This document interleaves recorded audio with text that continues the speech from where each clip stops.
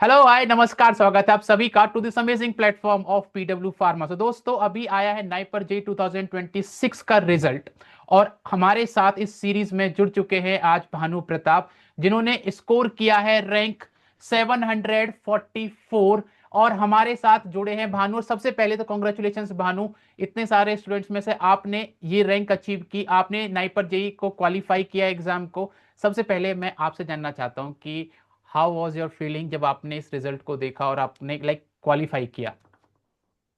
Yes sir, thank you sir. Sir first of all मैं मतलब जिस टाइम मेरा जीपेट क्वालिफाई हुआ था तो सर रैंक थोड़ी नीचे थी, मतलब 4,000 के समथिंग। तो अब सोचा था कि एक बार ट्राई करते हैं नाइपर दे के भी। इसलिए सर आगे के लिए मैंने पीडब्ल्यू ज्वाइन किया और सर पीडब्ल्यू के ऐसे ही नाइपर बैच से स्टार्ट की प्रिपरेशन। वैसे सर नोट्स तो जीपेट के टाइम कंप्लीट थे, बस जी रिवीजन करना था।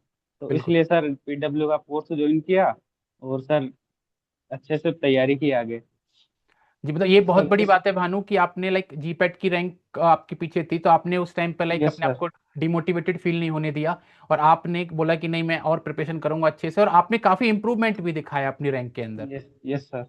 जी। सो एक सवाल मेरा ये है आपसे कि नाइपर की प्रिपरेशन स्टार्ट हो गई थी, सब लोग यूजुअल जो प्रिपरेशन होती है वैसे स्टार्ट करने लगे थे, लेकिन फिर अचानक से ये आया कि नहीं, इस बार पैटर्न चेंज होगा, टाइमिंग चेंज होगी, हाँ। Number of non pharma MCQs जो होंगे वो इस बार डिफरेंट आएंगे, 80 एमसीक्यूज आएंगे जो कि पहले 40 आते थे। उसके साथ आपने यस कैसे कोप अप किया, माइंडसेट क्या था उस टाइम पर? सर, उसके लिए बेसिकली पहले तो मैंने फार्मा को कवर किया। उसके बाद जैसे जो पीवाई क्यू थे, वैसे तो सर नाइपर का पेपर आउट नहीं होता, बट फिर भी जितने क्वेश्चन मिल पाए पीवाई क्यू उनको सर सोल्व किया, पैटर्न चेक किया। और जैसे सर पहले मतलब जो 25 में जो नाइपर का पेपर हुआ था उसमें भी बच्चों से पता चला कि वहाँ पे इंग्लिश का पोर्शन ज़्यादा रहते हैं सर। तो हम्म। सर बेसिकली इंग्लिश पे ज़्यादा थोड़ा फोकस किया और बाकी जो मतलब रीजनिंग मैथ वगैरह थे, जीके, उन पर भी सर ट्राई किया। ओके। अच्छा, कैसी फीलिंग थी जब आप एग्जाम हॉल में बैठे थे उस टाइम पे? तो नॉन फार्मा वाला बच्चे क्या डरते हैं, सर हमको नॉन फार्मा का नहीं आता है, फार्मा का तो हम पढ़ लेंगे। इस चीज को आप कैसे बताना चाहोगे बच्चों को कि वो नॉन फार्मा वाला डर कैसे निकाल सकते हैं बच्चे? सर जब तक मतलब स्टूडेंट के दिमाग में रहेगा कि अरे मेरा नॉन फार्मा कवर नहीं है, मैंने तो मतलब कहाँ से तैयारी करूंगा, फार्मा भी अलग पढ़ना है, तो सर बेसिकली तब तक तो कुछ नहीं हो सकता उनका। सबसे पहले तो सर नॉन फार्मा का फियर दूर किया कि हाँ मैं कर लूंगा, जितना हो पाएगा उतना करूंगा भाई। पूरा नहीं हो पाएगा पर जितना मेरे से बनेगा मैं करूंगा। और सर जैसे इस बार 80 क्वेश्चन थे, मतलब 40% क्वेश्चन नॉन फार्मा के थे। तो सर एक डर भी था कि जैसे फार्मा तो कवर हो रहा था, बट नॉन फार्मा का पता नहीं था कि कितना आएगा, कैसे कैसे क्वेश्चन देखने को मिलेंगे। सर ये सब था। बाकी जैसे एग्जाम हॉल में जब देखे क्वेश्चन तो सर इंग्लिश के क्वेश्चन ज्यादा दिखे, वहाँ पे लगभग 30-35 क्वेश्चन इंग्लिश के थे। तो सर उन्हीं पे ट्राई किया और रीजनिंग वगैरह थी उनको भी सही से किया सर। ओके। एक चीज और, अगर हम कंपेयर करें जीपेट के फार्मा लेवल के क्वेश्चंस को और नाइपर यस के सर। फार्मा लेवल के क्वेश्चंस को, राइट, क्या डिफरेंस नजर आया आपको वहां पे सर सर जीपेट में जैसे जो क्वेश्चन देखने को मिले वो थोड़े डीप थे, मतलब अंदर से पूछ रहे थे। जैसे जो कोई कॉन्सेप्ट है तो उसमें अंदर से थोड़ा क्वेश्चन था। और जैसे सर नाइपर के जो क्वेश्चन थे वो एकदम बेसिक थे, जैसे मतलब सर जैसे यूं मान लो कि वन लाइनर क्वेश्चन थे सारे। ओके। और कुछ, हाँ। मतलब ये है कि जैसा कि बताया जाता है बच्चों को, हम भी हमेशा ये गाइड करते हैं कि अगर आपने जीपेट के लिए अच्छे से प्रिपेयर किया है और आपने वहां पे यस। क्वालिफाई किया है, तो फार्मा के पोर्शन को सिर्फ आपको रिवाइज करना है। आप बहुत ज्यादा फियर नहीं लेना है कि आपका नाइपर का एग्जाम है, क्योंकि सुपरफिशियल क्वेश्चंस पूछे जाते हैं, राइट। Yes yes sir. और दूसरा कि नॉन फार्मा से डरना नहीं है, यू हैव टू प्रिपेयर, हाँ। तो आप उसके हिसाब से प्रिपरेशन करते रहो। अच्छा, यस सर। अगर मैं आपसे एक चीज पूछूं कि फार्मा और नॉन फार्मा में, राइट, तो बच्चों को जब आप जीपेट क्वालिफाई कर चुके हो, ज्यादा फोकस किस तरीके तरफ रखना चाहिए? सर सर फोकस तो देखो सर, मेरे हिसाब से तो फार्मा पे भी करना चाहिए, क्योंकि जीपेट के टाइम अपने दिमाग में सर ये बस यही होता है कि हाँ फार्मा अपना कवर है, कवर है। बट सर होता ये है कि अगर रिवीजन नहीं करेंगे फार्मा का तो सर वो कॉन्सेप्ट अपने आप मतलब दिमाग से थोड़े आउट हो जाते हैं। और सर नॉन फार्मा है, नॉन फार्मा की रही बात तो उसका फिक्स नहीं होता है कि यही क्वेश्चन आएगा। सर फार्मा में तो फिक्स सिलेबस है, वो तो कहीं जाने वाला नहीं है। बाकी जो नॉन फार्मा है उसका कॉन्सेप्ट समझो सबसे अच्छा है कि किस टाइप के क्वेश्चन आ रहे हैं। ये है सर। यही सेम चीज हम भी समझाते हैं बच्चों को, राइट। बट होता यह है ना कि बच्चे आपसे ज्यादा कनेक्ट फील कर पाएंगे, इसीलिए मैं आपके मुंह से बुलवा रहा हूँ वही सारी चीजें, यस राइट। सर। ओके। उसके अलावा मैं आपसे जानना चाहता हूँ, लाइक आपने जब नाइपर की प्रिपरेशन करी तो ऑब्वियसली एक there was a gap, GPAT का एग्जाम हो गया था, हाँ क्वालिफिकेशन हाँ। का रिजल्ट आ गया था, फिर एक गैप था। Yes sir. वो गैप में हाँ। बच्चों के सेमेस्टर एग्जाम्स भी होते हैं, बहुत सारी लाइक एंगेजमेंट्स होते हैं, प्लस एक यस लाइक सर। बहुत थकान होती है पहले से जीपेट के लिए पढ़कर आते हैं। तो उसके साथ आपने कैसे कोप अप किया, क्योंकि बच्चे इस चीज से बहुत डरते हैं कि बीच में गैप हो गया, कैसे करें उसको। सर जब जेपेट का पेपर मतलब एग्जाम हुआ था 7 मार्च को, तो उसके बाद मेरे 7 सेम के एग्जाम थे मार्च में ही, थोड़े दिन बाद, मतलब लगभग 15 मार्च से स्टार्ट थे। तो सर जैसे तब तक जीपेट का रिजल्ट भी नहीं आया था, तो मैंने पहले 7 सेम के एग्जाम दिए। फिर जैसे 7 अप्रैल को रिजल्ट आया जीपेट का, हाँ, तो उसमें मेरा क्वालिफाई हो गया। और उसके हम्म। बाद सर फ्री था, मतलब मैं मेरा 7 सेम के एग्जाम हो गए थे और मैं 8 सेम में था। तो सर उसके बाद सेशनल भी हुए बीच में, मई में एक बार, मतलब। तो उनपे भी सर जैसे अभी जैसे सेशनल होने वाले हैं तो 5-7 दिन पहले उनकी डेट मिल ही जाती है। तो सर 2 या 3 दिन इनफ है मेरे हिसाब से जी सेशनल एग्जाम के लिए प्रिपेयर करने के लिए। तब तक थोड़ा स्किप कर दिया सर इधर नाइपर के प्रिपरेशन को, और जैसे ही सर एंड हुए उसके उधर सेशनल एग्जाम, तो सर वापस से स्टार्ट कर दिया। Okay, great. अब मेरा आपसे एक और चीज, जो सवाल ये है कि बच्चों को जीपेट यस की सर। प्रिपरेशन जो कर रहे हैं बच्चे, उनके लिए आप अपनी जीपेट की जर्नी से क्या एडवाइस करना चाहोगे।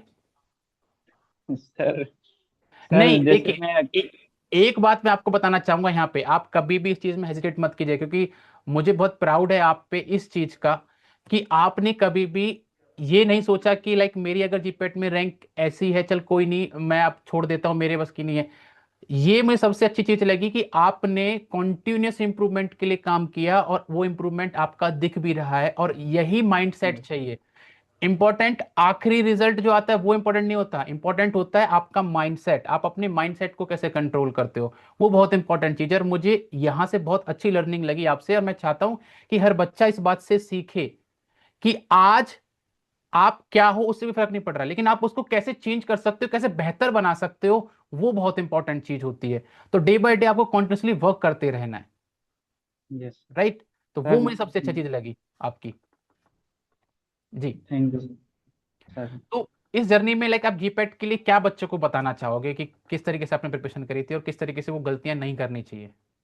सर जैसे मैं अपनी स्टोरी बताऊं तो सर मैंने स्टार्ट करी थी प्रिपरेशन जब मेरा 3rd ईयर, मतलब जब मतलब 6 सेम के एग्जाम कंप्लीट हो गए थे, तब तक भी मेरे माइंड में था कि करें नहीं करें जीपेट के लिए प्रिपरेशन।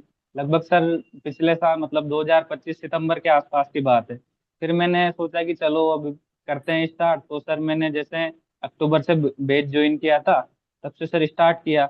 और बीच में सर जैसे डिप्रेशन भी हुआ थोड़ा बहुत, फिर एकदम से सर जैसे पता लगा कि दिसंबर में इसका फॉर्म आ गया था जीपेट का। तो पहले तो सर मई में हो रहा था एग्जाम, हाँ तो वो मेरे को मई लगा और जून। कि हाँ, बिल्कुल। तो सर मेरे को लगा कि अभी तो है टाइम, कर लेंगे अच्छे से प्रिपरेशन। पर मेरी सर 2 या 3 सब्जेक्ट मेजर सब्जेक्ट कवर हुए थे दिसंबर तक। और तब सर ये फॉर्म आ गया, तो बेसिकली ज्यादा से ज्यादा 3 महीने का टाइम था तब। और बीच में सर मुझे ये इंटरनल एग्जाम वगैरह और सर वो कॉलेज का प्रोजेक्ट सब वो भी प्रिपेयर करने थे। तो इसी में सर जैसे भी हुआ मैंने किया, लगभग मान लो कि 5-7 घंटे रोज निकाले, एडजस्ट किया। कॉलेज भी जाते थे सर, बाकी सब मैनेज किया है। वो सर ट्यूशन प्रैक्टिस सबसे इम्पोर्टेंट है मेरे हिसाब से, क्योंकि सर थ्योरी तो देखो सब पढ़ते हैं, पर जब हम्म। तक कोई स्टूडेंट ट्यूशन अटेम्प्ट नहीं करेगा तब तक उसे पीवाईक्यू का पता नहीं लगेगा कि किस टाइप के किस लेवल के क्वेश्चन आते हैं। तो सर यूट्यूब से किया था सर मैंने वैसे क्वेश्चन प्रैक्टिस, और बाकी बैच ज्वाइन करके अच्छे से सर प्रिपरेशन करी। सबसे इंपॉर्टेंट चीज होती है, आपने थ्योरी पढ़ लिया ठीक है, लेकिन अब आपको वहां थ्योरी नहीं लिखनी है ना, वहां तो आपका एमसीक्यू तो हाँ। पीवाईक्यूज आएंगे। तो यस आपको यस वो सर। प्रैक्टिस करना बहुत इंपॉर्टेंट चीज है। बच्चे क्या करते हैं, यस वो सर। थ्योरी के ऊपर आगे बढ़ते जाते हैं, मैंने थ्योरी पढ़ ली, थ्योरी पढ़ ली, थ्योरी पढ़ ली, लेकिन पीवाईक्यूज और एमसीक्यूज भी उतने ही इंपॉर्टेंट हैं। यस आपको सर। रिवीजन करना है, तो आपको थ्योरी पढ़ने के बाद एमसीक्यूज प्रैक्टिस से ही रिवीजन करना है, वो बहुत इंपॉर्टेंट चीज है। Yes sir. और कोई एडवाइस अगर आप करना चाहते हो नाइपर जाने से पहले बाकी के बच्चों को? तो सर एडवाइस तो मेरी साइड से यही है कि जितना भी हो सके अपना बेस्ट दो। और कभी डिप्रेशन भी होता है सर, बट ये नहीं है कि जैसे अभी डिप्रेशन हो रहा है तो बस कि लेके बैठे रहो उसको आगे के लिए, मतलब भूल जाओ एकदम कि मैं मुझसे तो कुछ नहीं हो पाएगा। सर होगा, अगर अपन ट्राई करेंगे तो जरूर होगा। मेरी भी सर ऐसी कंडीशन थी, बट मैंने किया प्रिपेयर आगे के लिए।